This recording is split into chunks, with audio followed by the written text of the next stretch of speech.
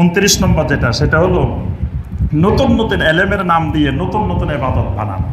সংক্ষেপে যে কথাটা সেটা হলো মানে কোরআন সুন্নাহর মধ্যে সকল ইবাদত বর্ণনা করা হয়েছে, কিন্তু এরপরে যদি এলমে তাসাউফ, এলমে অমুক, এলমে তমুক, এলমে লাদুন্নি বিভিন্ন নাম দিয়ে দিয়ে নতুন নতুন জিকির বানানো, তারপরে নতুন নতুন জিকিরের নিয়ত বানানো, নতুন নতুন লতিফা, যে এতগুলা লতিফা আছে প্রত্যেক লতিফার আলাদা আলাদা জিকির, তারপরে জিকিরের কলা কৌশল, যে এইদিকে লা বলে টান দিতে হবে, এইদিকে ইলাহা বলে ধাক্কা দিতে হবে, এইদিকে ইল্লাল্লাহ বলে ধাক্কা দিতে হবে, এইভাবে হলে এই ফায়দা হবে।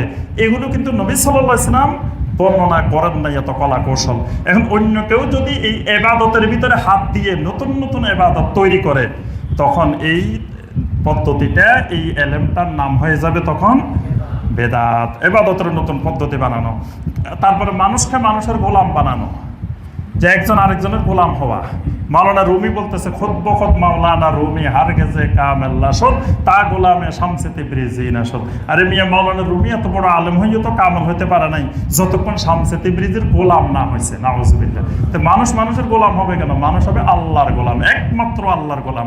নবী সাল্লাল্লাহু আলাইহি ওয়াসাল্লামের গোলামও হওয়া যাবে না। নবী সাল্লাল্লাহু আলাইহি ওয়াসাল্লাম কোনোদিন কোনো সাহাবীকে বলেন না যে তোমরা আমার গোলাম হয়ে যাও, তাহলে কামিয়াবি পাইবা, এরকম কথা নবী সাল্লাল্লাহু আলাইহি ওয়াসাল্লাম বলেন না। নবী সাল্লাল্লাহু আলাইহি ওয়াসাল্লাম দুনিয়াতে আসছেন মানুষকে মানুষের গোলামি থেকে মুক্ত করে আল্লাহর গোলাম বানানোর জন্য নবী সাল্লাল্লাহু আলাইহি ওয়াসাল্লাম আসছেন।